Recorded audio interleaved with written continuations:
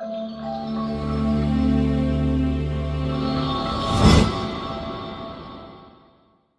back to the channel. My name is Ryan, and today we're discussing this week's SEC championship game between the Georgia Bulldogs and the Alabama Crimson Tide. This game is probably the most important out of the Power Five conference championships, and I'll explain why throughout this video. One of the reasons why is that there's a lot of playoff implications, and the other reason is why is Georgia is at its biggest risk it's been at, I would say, since they've started their win streak of losing. This is their biggest chance of losing out of all of them, because it's not a team that is on a roll. It's not a team that it's just getting hot at the right time. It's a team that's done it before. Against Georgia, it is a team that kept them from feeling glory for a long time. Georgia fans, may I remind you, the past 3 SEC championships you've had against Alabama, you've lost all 3. One of them, I'm pretty sure, was in 2012 when he slipped out around the 5-yard line. You could have won, but you lost by 4. Then you lost one when Jalen Hurts had to fill in for Tua Tagovailoa. That was in 2018, I'm pretty sure. And then the one when Bryce Young was there in 2021. You lost that one. Your team looked dominant. Then you allowed 41 on them. And they probably win the national title game too if the receivers, John Mechie and Jameson Williams, don't get hurt.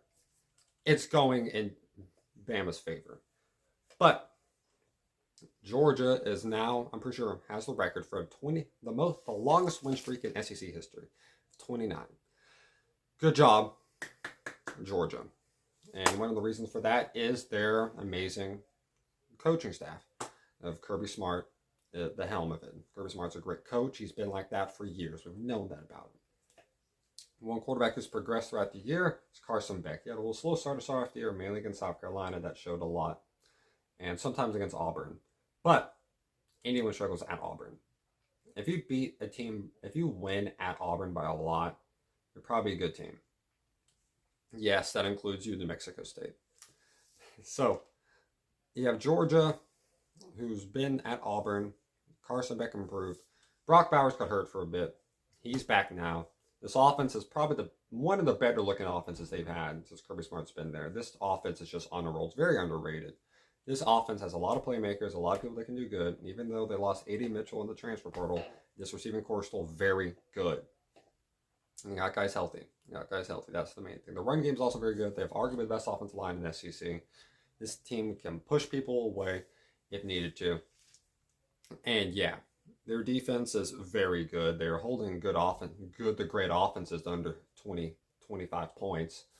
This team is very good at just getting the key stops and taking advantage of situations when they have to. They have some situations that they slip up, but they're one of the best second half teams at just taking it, getting in halftime, and then be able to make the adjustments that they need to.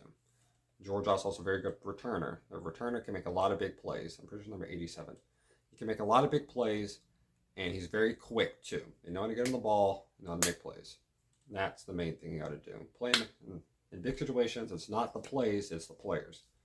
So yeah, you have a go-to guy, Brock Bowers. Brock Bowers is just known as the best tight end in the country, and he's been like that for the past 2.5 years. So yeah. Other side of the ball. On the other side, you have Alabama. Alabama had a rough start to the year, lost to Texas, had a very weird game against USF, and then after that moment against Ole Miss, when they put Milroe back in, and Milroe made that great pass into the end zone while he got hit really hard in the third quarter, it seemed like everything just started rolling. And that's no pun intended. This thing started rolling for Alabama. Jalen Milroe has arguably the most improved player in the SEC throughout the season. He's arguably the most improved player. From a guy that was benched after the Texas game to a guy that is probably a top 5 to top 3 quarterback in the SEC is very impressive. He is a nightmare to guard defensively because he's realized his strengths are running and the deep ball, and both of them will kill you. When Bama has those receivers, like mainly Jermaine Burton, you have Isaiah Bond, they can go deep. and they will abuse that. But they know how to pick their shots, though. They can abuse it at the right times. Like against Auburn, 14-10, momentum starting in Auburn's favor. Deep ball for Jermaine Burton. Nailed it. Against Tennessee up by 13, second play of the second half, Milroe, deep, Isaiah Bond. Got him. Plays like that. They know when to call their shots, and they do it very well. Milroe's running ability he's probably the best runner in SEC when it comes to quarterback-wise. Yes, better than Jayden Daniels, because Jayden Daniels can't take the hits like Jalen Milroe can. Jayden Daniels gets hit, but he doesn't take the hits like Jalen Milroe does, in my opinion. It's just physically, yeah. Milroe, he's also got better threat here at knowing when to run, when to throw. This run game too. This offensive line has improved a bit. This went from a team that was allowing Arkansas to get 5 sacks on him to a team that is actually holding up pretty well. You got guys like Jason McClendon, the main running back. He makes big plays. He can get a good 5-10 yards, which is very good. In the opening drive against Auburn, he got him down the field on some stuff. Run plays, get it in. There you go. You have people like that. And their defense for Alabama has also improved. This team is one of those defenses that they will hold you under 30. And that was their thing. Until, I would say, around the A&M Tennessee game. It was, we hold you under 30, our offense will just do enough. It's now their offense can do enough, and their defense will do enough. It's not can, they will do enough, but our offense can do enough. They did very good against Auburn and keep them alive in that game. Some questionable calls, ref-wise, against Alabama. Like the main one, Jermaine Burton's catch, probably should have been called a catch, but it was called an incompletion. Then you have another very important factor in this game is a pass rush. You have Dallas Turner, you have Persia Proctor on the other side. You have guys like that who can make big plays. After the quarterback. Dallas Turner will hit your quarterback. If it's legal or not, he will hit him. Then you have like Caleb Downs, Kool-Aid McKinstry, you have Terrion Arnold, you have guys like that. Very good players in the secondary. Also, the only fault I can really have in Alabama's play is their punt returners don't catch the ball. They just let the ball bounce. I don't know why. Kool-Aid McKinstry had that, and then Caleb Downs did that and when he filled in. They just let the ball bounce, and I don't know why. It puts them in a bad field position. You can't do that against Georgia. You got to be able to catch the ball and just get down if needed. You have arguably the best coach in college football history. I wouldn't even say arguably, he is, of Nick Saban. Nick Saban's very good against his assistants all the time. So it's actually, yeah, he's like 24 and like 2 or 3 against his assistants all time. Very good. This matchup will come down to who can make the key plays in the key moments. Historically, it's been Alabama. But more recently, it's been Georgia when it comes to this stuff. Mainly talking about national title game. That's a bit big plays. Brock Bowers made big plays. And then Kelly Ringo, the biggest play of them all. Pick 6. Right now, I think the betting line's like for over-unders around 54, something like that. I think this will go on the over, but not by much. I would say so. Give me the score.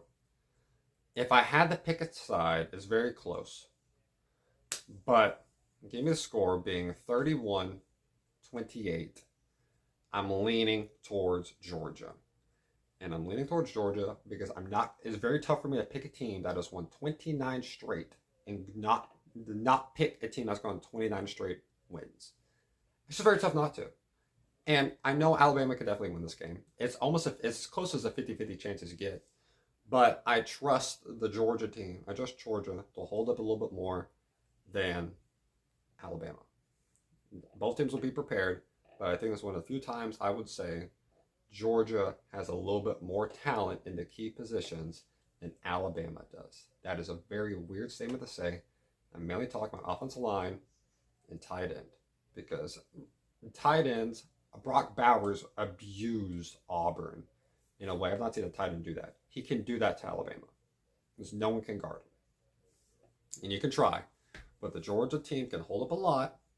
They face very tough pass rushes, and they've done very good jobs. And you've also have Brock Bowers who can make big plays on his own, and they go on runs that it's very tough to stop. Both teams will be very much battle tested. It'll be a very fun game to watch. Again, I got Georgia winning this one 31-28. Hope you all have a great day. Stay safe, y'all. And also, I'm not really rooting for either team. I'm a Tennessee fan. I don't like both teams. So, yeah, this is as unbiased as I can possibly get in the opinion form. So, yeah, hope it's a great game. And, yeah, hope you all have a great day. Stay safe, y'all, and God bless y'all.